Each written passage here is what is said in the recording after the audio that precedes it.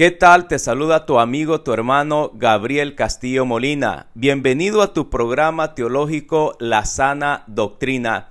El día de hoy vamos a contestar a la siguiente pregunta. ¿Qué debo de hacer para conseguir la vida eterna? Y como siempre, vamos a comenzar en la palabra de Dios. Vamos a ir al Evangelio de San Mateo, capítulo 19, versículo 16. Un hombre joven se le acercó y le dijo: Maestro, ¿qué es lo bueno que debo de hacer para conseguir la vida eterna? Palabra del Señor. Es una pregunta válida que nosotros también nos debemos de hacer. ¿Qué debo de hacer para conseguir la vida eterna? Porque algunas corrientes dicen que solamente con la fe uno se salva. Y quiero aclarar que la fe es necesaria para la salvación, pero no es la única forma en cómo el hombre y la mujer consigue la salvación eterna. Para ello tenemos que ver toda la Escritura, porque no solo es hacer teología a base del libro de Romanos, a donde dejamos los evangelios, a donde dejamos el resto de las epístolas. Nosotros tenemos que armonizar todo lo que concierne a la salvación y llegar a una doctrina de acuerdo como lo enseña la Escritura. Por eso hoy voy a compartir con ustedes algunos puntos de cómo se puede conseguir la vida eterna tal como lo dice la Escritura. Vamos a comenzar con el primer punto. Para obtener salvación es necesario que nosotros nos arrepintamos de nuestros pecados. Vamos a ir a el Evangelio de San Marcos en el capítulo 1, versículos 14 al 15, y ahí vamos a recordar el inicio del ministerio público de nuestro Señor Jesucristo de acuerdo al relato del evangelista San Marcos. San Marcos, capítulo 1, versículos del 14 al 15. Después de que tomaron preso a Juan, Jesús fue a Galilea y empezó a proclamar la buena nueva de Dios. Decía: el tiempo se ha cumplido, el reino de Dios está cerca. Renuncien a su mal camino y crean en la buena nueva. Palabra del Señor.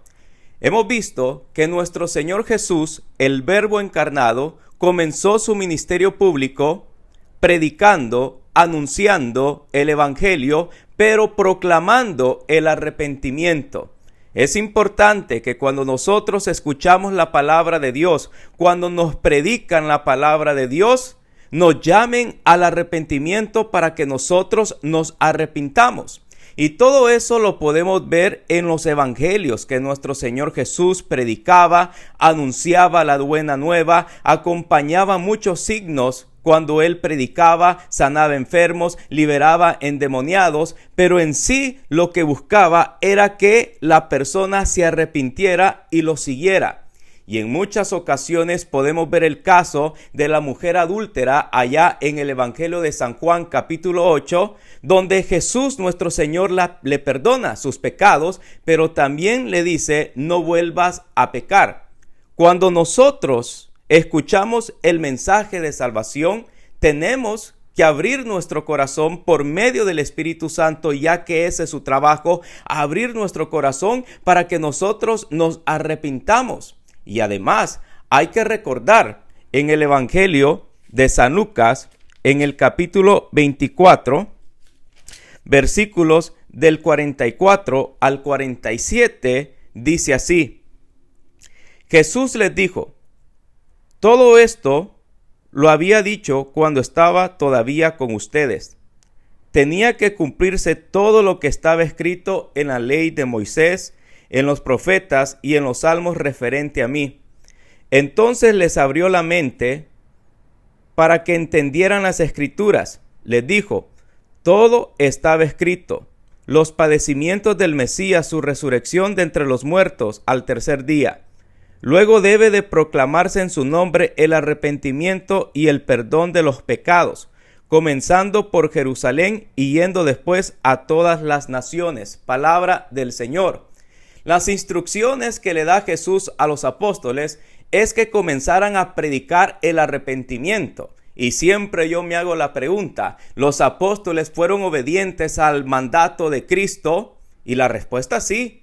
Podemos ver desde el inicio de la iglesia allá en Hechos capítulo 2, cuando desciende la fuerza del Espíritu Santo. El apóstol Pedro predica y las personas se convierten, se arrepienten y se hacen bautizar porque era el mandato de Cristo de predicar el arrepentimiento. Así que como primer paso tenemos que arrepentirnos de nuestros pecados.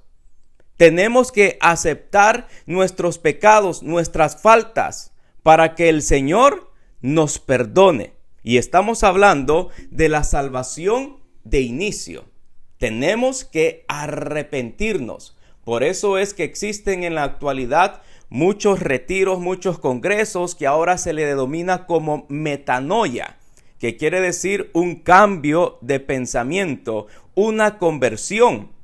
Nosotros tenemos que arrepentirnos y vivir de acuerdo al Evangelio, tratar lo mejor posible de vivir el Evangelio. Es un reto, nadie es perfecto, pero con la ayuda del Espíritu Santo se puede vivir una vida mejor porque el Espíritu Santo está para auxiliarnos y llevarnos por el camino que le agrada a nuestro Señor Jesucristo. Entonces, ¿qué debo de hacer para conseguir la vida eterna? Pues como dice la Escritura, en un primer paso debemos de arrepentirnos. Número 2. Aparte de arrepentirnos, la Escritura es clara cuando dice que debemos de tener fe en nuestro Señor Jesucristo. Así que la fe es necesaria para la salvación. La única diferencia o la gran diferencia, podríamos decir, es que para nuestros hermanos protestantes lo único que se necesita es tener fe en nuestro Señor Jesucristo.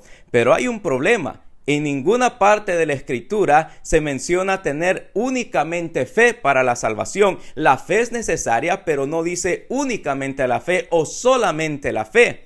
Cuando ellos nos dicen todas las citas bíblicas sobre la fe, que uno es salvo por la fe, ¿qué es lo que debe decir un católico? Amén. Yo estoy de acuerdo contigo en esas citas bíblicas en donde se habla que hay que tener fe.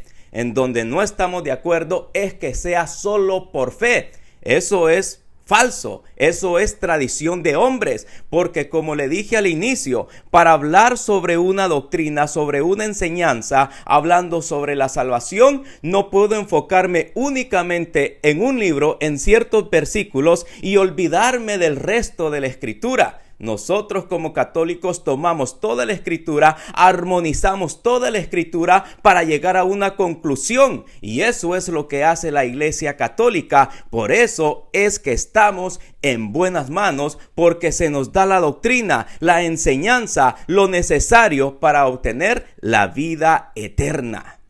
Entonces, segundo punto, uno tiene que tener fe. Mire lo que dice San Juan capítulo 3, versículo 16.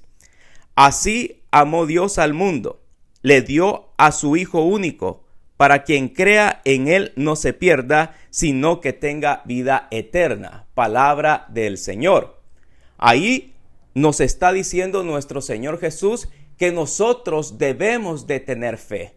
Y por supuesto, la fe es necesaria para la salvación. Debemos de creer en nuestro Señor Jesucristo, que se encarnó, que nos trajo el mensaje, la revelación, que nos vino a enseñar el camino hacia el cielo. Confesar que Él es nuestro Señor.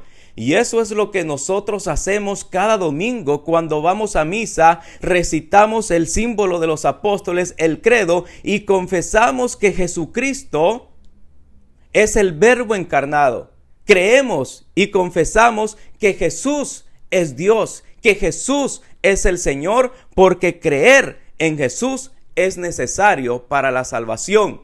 Recordemos en Hechos de los Apóstoles una historia que todos hemos escuchado.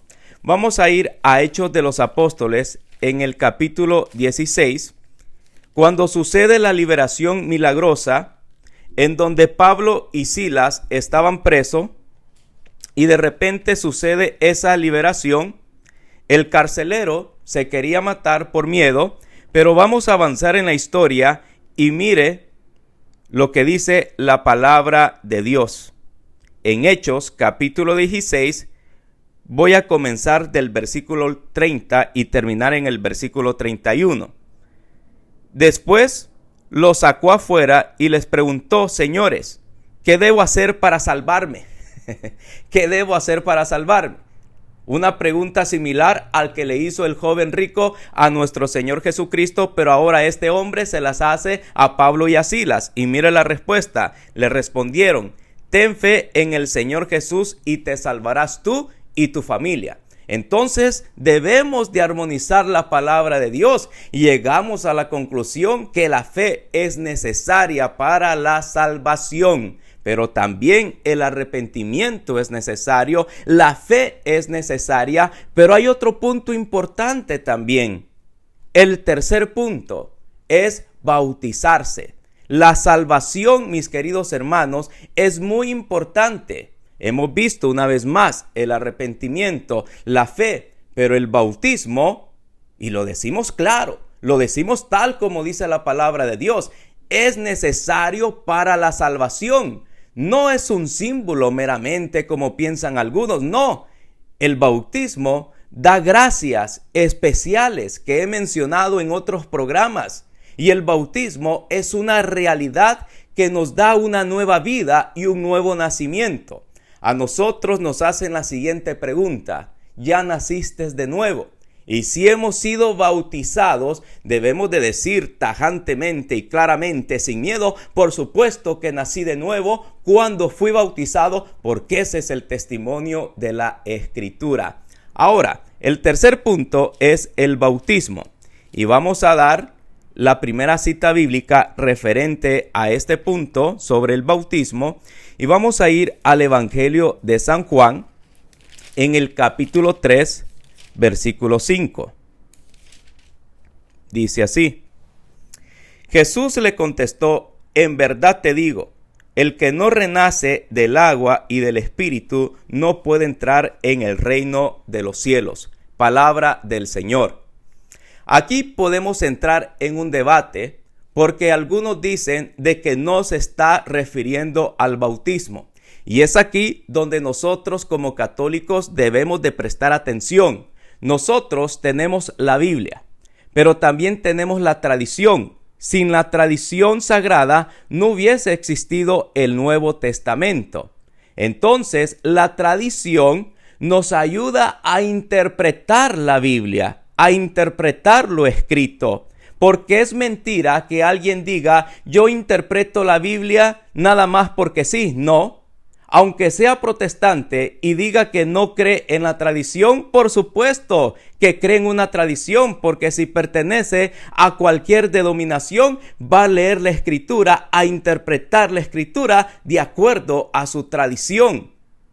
Si dicen solamente la Escritura, solamente la fe, lo está interpretando de acuerdo a los reformadores protestantes, comenzando por Martín Lutero. Entonces es una mentira decir yo solamente, yo y la Biblia. Es mentira. Cada quien tiene una interpretación, es decir, cada quien tiene una tradición. Pero aquí lo importante es que nosotros estemos en la tradición que viene de los apóstoles, porque esa tradición me ayuda a interpretar la Escritura. Y cuando vamos a San Juan capítulo 3 versículo 5, ¿cómo sabemos que está hablando del bautismo? Porque vamos a la tradición, leemos los escritos de los padres apostólicos y nos damos cuenta de que este versículo se está refiriendo al bautismo. ¿Y qué es lo que dice nuestro Señor Jesús? El que no renace del agua y del Espíritu no puede entrar en el reino de Dios. Así que para salvarnos también necesitamos el bautismo, porque da perdón de los pecados y nos da el Espíritu Santo. Hoy, Gabriel, te estás inventando esas palabras, esa doctrina. Y por supuesto que no. Vamos a ir al Evangelio de San Marcos en el capítulo 16. Evangelio de San Marcos, capítulo 16, versículo 16, y preste atención lo que dice: el que crea y se bautice se salvará, el que se niegue a creer será condenado. Estamos hablando de dos cosas: el creer y bautizarse. El que crea y se bautice se salvará. ¿Qué está diciendo la palabra de Dios? Una vez más, no metamos nuestros pensamientos. Hay que extraer lo que dice la Escritura. Y la Escritura claramente dice por boca de nuestro Señor Jesucristo que hay que creer y que hay que bautizarse para salvarse. Por más que le queramos meter nuestros conceptos, así no funciona la revelación. Hoy yo solamente necesito la fe. Hoy, y eso es lo que dice nuestro Señor Jesús. El Señor Jesús hubiese dicho, crean y se salvará. Pero ¿qué es lo que dice Jesús? El que crea y se bautice se salvará. Porque hay que armonizar toda la Escritura y no enfocarnos únicamente en un libro o en algunos versículos y ignorar el resto de la revelación. No se puede así. Entonces, aquí nos ha dicho claramente la palabra de Dios que el bautismo es necesario para la salvación por boca de Cristo, nuestro Maestro, nuestro Señor. Pero ahora debemos de ver que el Espíritu Santo también trabajó por medio de los apóstoles. Y mire lo que dice el apóstol Pedro en Hechos capítulo 2, versículo 38. Pedro les contestó: arrepiéntanse y que cada uno de ustedes se haga bautizar en el nombre de Jesús el Mesías, para que sus pecados sean perdonados, entonces recibirán el don del Espíritu Santo. Palabra del Señor. El bautismo perdona y da el don del Espíritu Santo, tal como dice la Escritura. Mis queridos hermanos, quiero resumir estos 3 puntos. ¿Qué debo de hacer para conseguir la vida eterna? De una forma inicial, tenemos que arrepentirnos, tener fe y bautizarnos, porque ese es el testimonio de la Escritura. Ahora, una vez uno ha comenzado lo que es el nuevo nacimiento por medio del bautismo, y lógicamente uno ha tenido el arrepentimiento y la fe, quiere decir que después del bautismo uno ya no va a pecar. Y es ahí donde entra la perseverancia de nosotros de mantenernos en esa santidad. Cuando volvemos, por ejemplo, a la pregunta de inicio, en el Evangelio de San Mateo, capítulo 19, versículo 16, en donde el joven le pregunta, ¿qué debo de hacer para conseguir la vida eterna? Miren lo que dice nuestro Señor Jesús. No le dice, ten fe nada más. Mire lo que dice el Evangelio, la palabra de Dios. Jesús contestó: ¿por qué me preguntas sobre lo que es bueno? Uno solo es bueno, pero si quieres entrar a la vida eterna, cumple los mandamientos. No le dijo, ten fe en mí nada más. Le está demandando, cumple mis mandamientos. El joven le dijo, ¿cuáles? Jesús contestó, no matar, no cometer adulterio, no hurtar, no levantar falso testimonio, honrar a padre y a madre y amar al prójimo como a sí mismo. Palabra del Señor. Las palabras de Cristo son claras. Una vez nos arrepentimos, tenemos fe, nos bautizamos, hay que perseverar y cumplir los mandamientos. Y cumplir los mandamientos se llama obrar. Por eso es que Santiago 2:24 dice que el hombre no es solo justo por la fe, sino por las obras. Pero estas obras son impulsadas por el Espíritu Santo a cumplir los mandamientos lo mejor que se pueda. No es únicamente de quedarse con los brazos cruzados y no hacer nada. No, el Espíritu Santo está ahí para auxiliarnos y tratar de cumplir los mandamientos lo mejor que se pueda, porque nadie va a ser perfecto. Y por eso nuestro Señor Jesucristo, en el día de su resurrección, de acuerdo al testimonio del Evangelio de San Juan, allá en el capítulo 20, ¿qué es lo que hace Jesús? Les da a los apóstoles el poder de perdonar pecados. Y ese poder para perdonar pecados es posteriormente a nuestro bautismo, porque no nos vamos a mantener perfectos. Entonces, el sacramento de la reconciliación, de la penitencia, de la confesión, es otro medio que nos ayuda a mantenernos en esa gracia, porque si pecamos después de nuestro bautismo, cosa que va a suceder, tenemos el sacramento de la confesión de la penitencia que Cristo instituyó en el día de la resurrección.